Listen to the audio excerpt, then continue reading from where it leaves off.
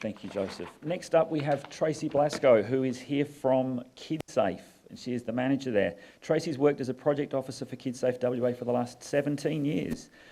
She's an accredited playground inspector and has 25 years' experience working in playground safety and design with local governments, schools and community groups all over Western Australia. She's recently taken on farm safety as part of her portfolio and draws from her experience growing up on a farm in WA's wheat belt. And she's going to talk to us about keeping children safe on farms. Possibly easier said than done, but...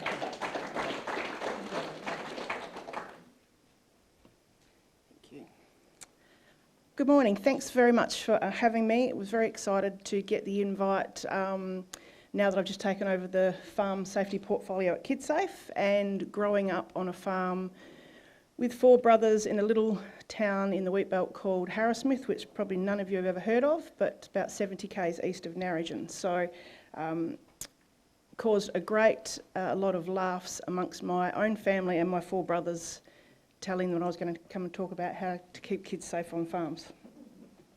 So just a little bit about who Kidsafe WA are. We're a non-profit, non-government organisation dedicated to preventing childhood injuries. We have 3 main services, which is home, road and play, and we get funded to do things like farm safety, which is a little bit of home, a little bit of play. The reason we exist is over 24 children in Western Australia die each year from preventable injuries, and a further 8,000 are hospitalised.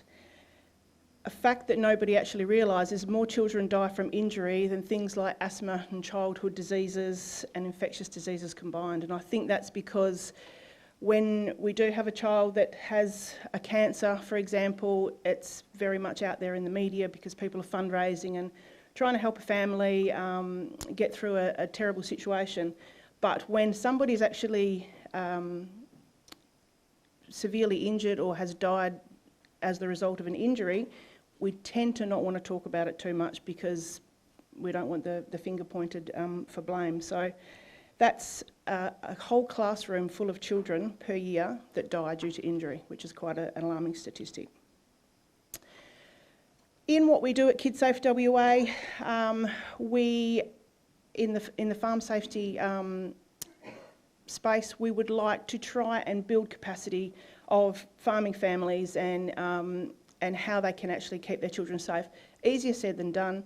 Where kids grow up on farms, that's somebody else's workplace. So it's a very hard thing to balance in some situations.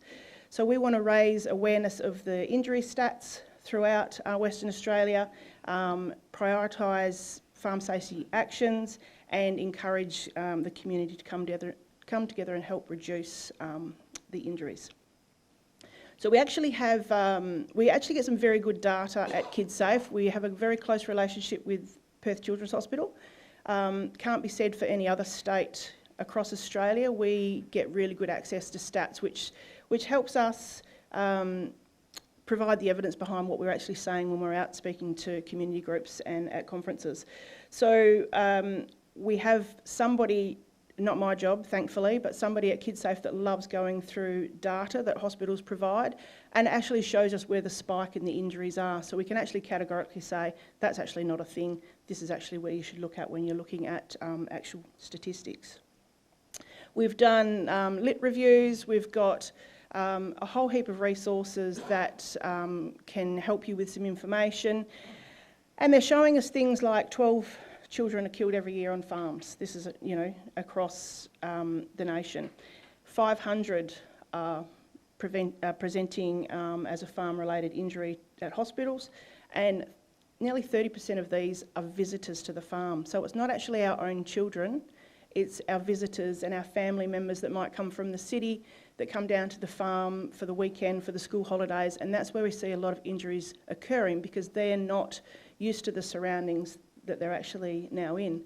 My mother obviously was not of sound mind, apart from the fact that she had 5 of us.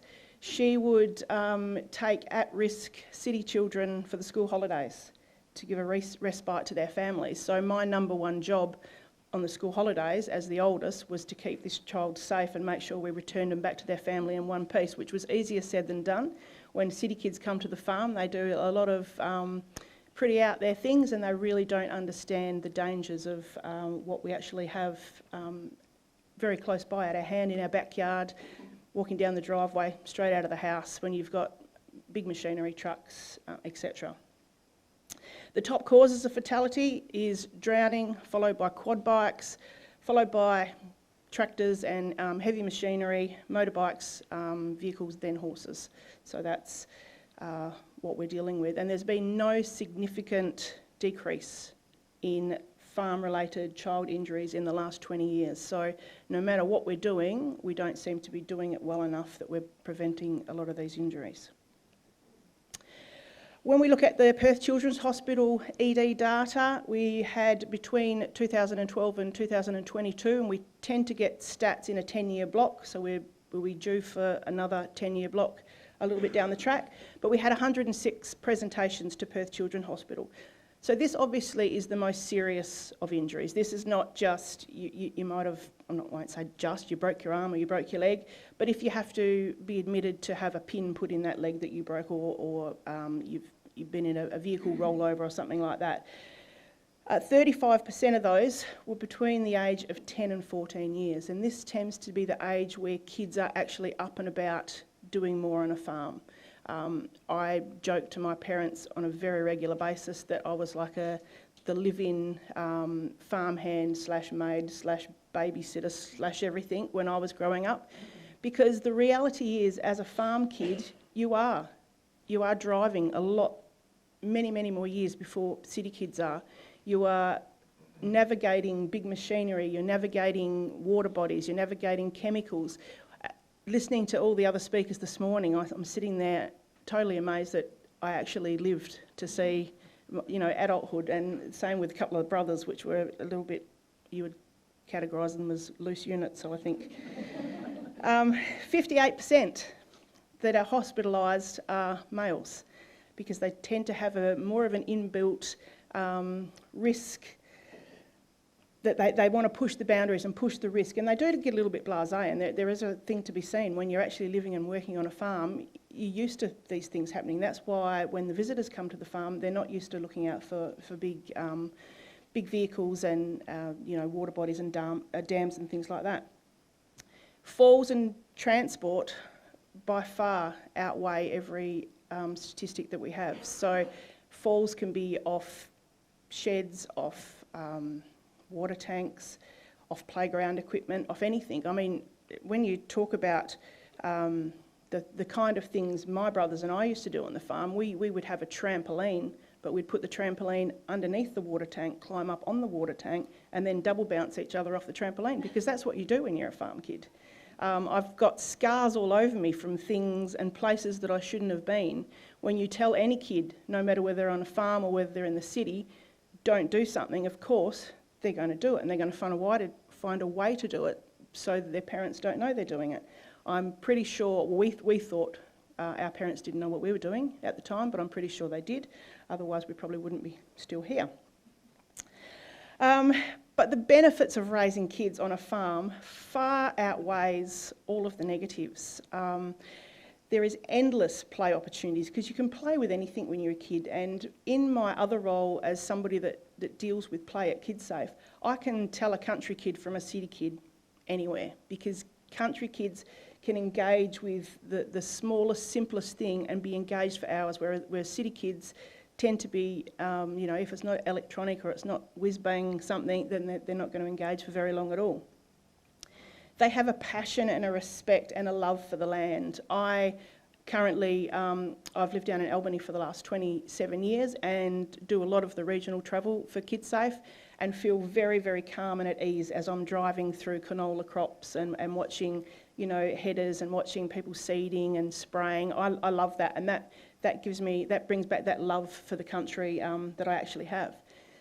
Their learning opportunities are greater, because you learn about life and death. You learn about where eggs come from, unlike some kids that have got no idea where eggs come from, where milk comes from.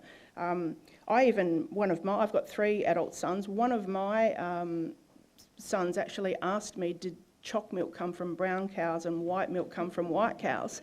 And his brother said, well, I haven't seen a green cow or a pink cow, so where do they come from? So it's actually a legitimate question. The eldest son, as we drove past a field bin with an auger through the country one day, said, oh man, that's a really big water tank. How do you get the water out of that? And I'm like, oh my God, I've actually brought up city kids. I was absolutely horrified. I thought they've got no idea of anything. And so, had to do a quick lesson on how you grow up on a farm. It encourages a really good work ethic because, as we know, farming families, they work hard and they work from dawn to dusk, and it's a 7-day-a-week, 52 weeks a year job. So they have that great work ethic from when they go on to choose a career of their choosing, and they'll always be the one that you will pick. I know as working at Kidsafe, when we had a job opportunity open up in my play service, I looked at all of the job applications, and before we actually interviewed anyone, I said, I'll have the girl from Narrogin, please. And the boss said, oh no, we can't do it like that. We need to actually ask them questions and see what sort of person they are. Anyway, at the end of the day, he looked at me and said, don't say it. I said, I could have told you the girl from Narrogin is the one that we want because she's a country girl.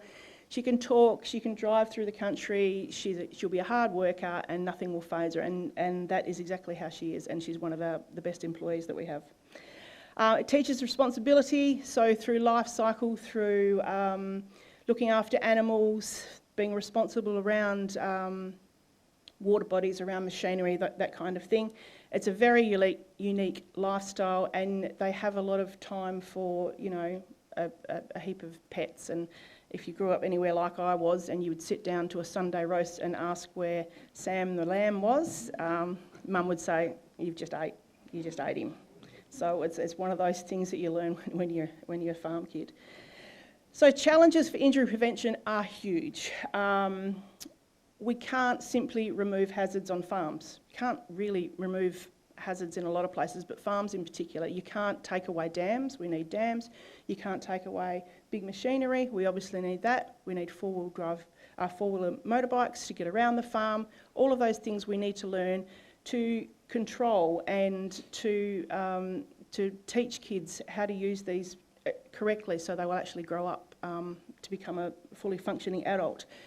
They're actually inevitably exposed to more risks on farms, more so than a kid that's growing up in a city area. We can't separate them from every hazard that we have, so we have to put procedures in place where it might be that we have a safe play area that's fenced for the younger kids on the farm so they can't get in the way of the farm traffic and all of the machinery. It's very easy for everyone to become complacent on a farm because it's where we've lived and grown up. Some of us that have grown up on a farm, we marry farmers, so it's generations of farming. And we hear stories of near misses and close calls that I could probably relate a story back to every speaker today thinking, oh, actually, he just said don't do that, we did that, and this is what happened. But that's the thing being a country kid. There is actually limited injury data and really limited funding for injury prevention initiatives on farms. So that's something that we struggle a bit with, and we're trying to work a lot better and harder to try and secure some funding so we can go out and deliver messages. And of course then you've got the rural access for emergency services and medical facilities. Some people live hours and hours and hundreds of kilometres away from medical services, ambulances, and that's why people like the rural flying doctor are such an important part of living in a rural area. A typical injury prevention approach is to look for the hazard and view the area from a child's perspective. So you can imagine we're looking at things here as we stand, but if you actually get down on your hands and knees and have a look at what young kids can see, you'll see a very, very different view of the world. Decide how we can best protect our children from the hazard. So it might be removing the hazard or guarding against the hazard or supervising children closely around the hazard and making the change. So making sure we have the knowledge and the chance to act immediately if something's going to happen. Being somebody who's been in injury prevention for 20 odd years, I don't know, you see every different risk matrix there is and all these new sayings come out. I don't know why they didn't just stick with old Think Safe Sam, because I think everybody knows what that means. Spot the hazard, assess and make the change. So it's just something as simple as that, and that's what you can do when you're living on a farm with kids. So where are we going to go from here with all of this information? So we need to make sure that you consider all the children on your farm, all ages, whether they're little kids, older kids. Teenagers tend to be the ones on the quad bikes and things like that. Talking to your family and your partner about risks on farms, making it very much part of the conversations of what actually could happen when you're out there playing. Encouraging them to set their own rules and consequences.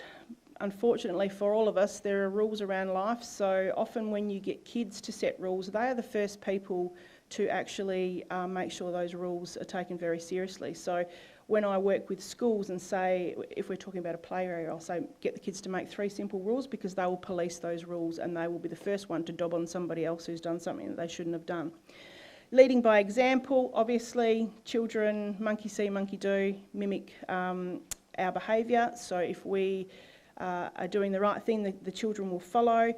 Making your safety conversations something that's a daily thing or a weekly thing, having a chat about. Utilising all the information. There's a whole heap of resources available on the internet, as we all know. Everybody that's from an organisation in this room and at home generally have fact sheets and information sheets about all sorts of things, and regularly update your emergency response plan and CPR skills, which is very important when you live remotely.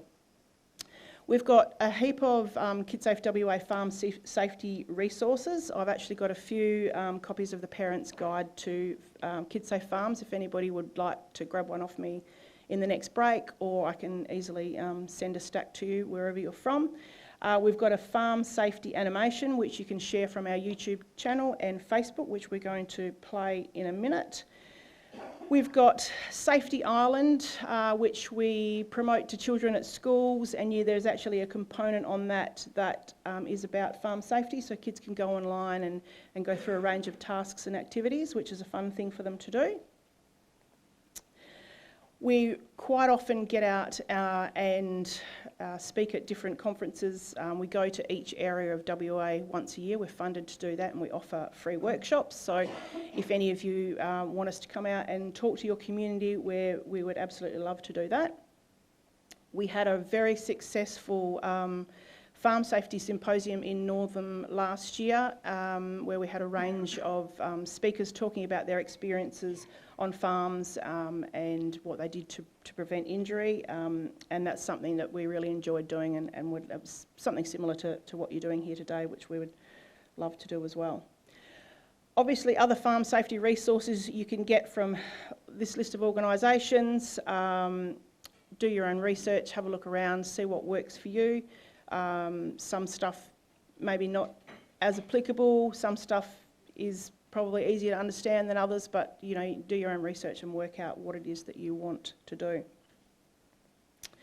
Our future goals are bringing regional communities together to continue this conversation, to ensure that these children are not getting injured on farms, to establish child safety networks in existing farms working groups. So we'd love to be involved on any sort of any capacity to help out on committees. Obviously seeking additional support for all our regional communities, and making sure that we all have the opportunity to become healthy adults. Just let you watch this for a sec. Growing up on a farm is a great life for a kid. There's plenty of space, fresh air, and lots of interesting things to explore. Uniquely, a farm is not just a home. It's also a workplace, which means it can be dangerous for kids without proper safety and supervision. Children between 10 and 14 years are at the most risk of injury. That's because they're often given tasks that are a bit too grown up for them. One of the biggest hazards is farm machinery. Almost every piece of machinery in the shed could cause serious injury to kids. Older children are at risk when they operate farm vehicles, while younger children are at high risk of being struck by machinery. The best way to prevent these accidents is to make farm machinery out of bounds for kids. And don't forget to remove the keys from vehicles, which could tempt little fingers. Another serious risk on the farm is water. While dams, tanks, troughs and creeks need to be accessible for livestock, they can be a drowning hazard for kids. So, always keep an eye on the kids when they're around water. Remove ladders from tanks and put a barrier between play areas and drowning hazards. Most kids love animals, but some animals don't always feel the same. Farm animals in particular can kick, crush, scratch or bite if handled incorrectly. To protect your kids, make sure you show them how to behave and interact safely with farm animals. If your kids ride horses, make sure they're supervised and wearing safety gear to protect against falls. Most farms these days have quad bikes, and they are a big risk to children. They are heavy and unstable vehicles. They can easily tip on uneven surfaces, which means kids can be crushed or thrown off. To stay safe, don't let kids under 16 use or be passengers on adult-sized quad bikes. Many injuries involve visitors to the farm. They don't always know the risks, so set rules and boundaries for your kids and visitors. One of the simplest ways to protect kids from farm hazards is to create a securely fenced safe play area. That way, you can get on with work around the farm knowing your kids are safe and sound. For more farm safety tips, visit kidsafewa.com.au. So that's just the type of animation that we put together at Kidsafe to show children when we go out to the regional areas in schools. They quite like the animated version of a silly message, I guess, but hopefully they take home the serious part of it.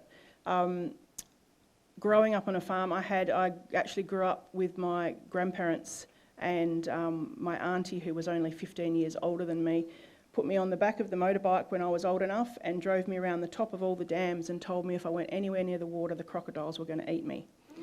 And I'm 55 and I've never swum in a dam. And then she told me that if there was no water in the dam, they would be just laying under the mud waiting to eat me. And if you look really closely, you could see their eyes shining. And the first time my grandfather stripped off to save the sheep in the mud and was in there, I was standing on the back of the ute, absolutely hysterical that he was going to get taken by a crocodile. So I've never been a farm kid that's swum in a dam, and I've never been a farm kid that's really enjoyed the act of going to catch kunaks either, because I would be right up on the bank making sure there was no crocodiles coming to eat me. If there's anything that we can help you with further in the farm safety space, particularly for children, please get in touch.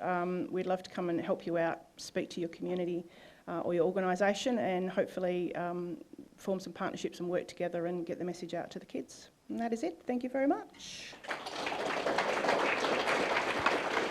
Tracy, just one quick question before you dash off. The one that I've got here is, do you collect data from all West Australian emergency departments? So given the majority of agriculture takes place in regional remote WA, if we're taking statistics from Perth Children's Hospital, we might be missing some. So the question from the floor is? Unfortunately, a lot of your local regional hospitals don't have the capacity to collect the data like somebody does at Perth Children's Hospital, where the majority of the serious injuries actually end up. So answer to that in short is no. We would love to be able to do that. We have approached several regional hospitals asking for data, and they just tell you there is none, or it's just not captured correctly. So we're working on it, but we're by far ahead of the other states when it comes to data, but not so much in the regional hospitals. Thanks. Terrific. Thank you so much.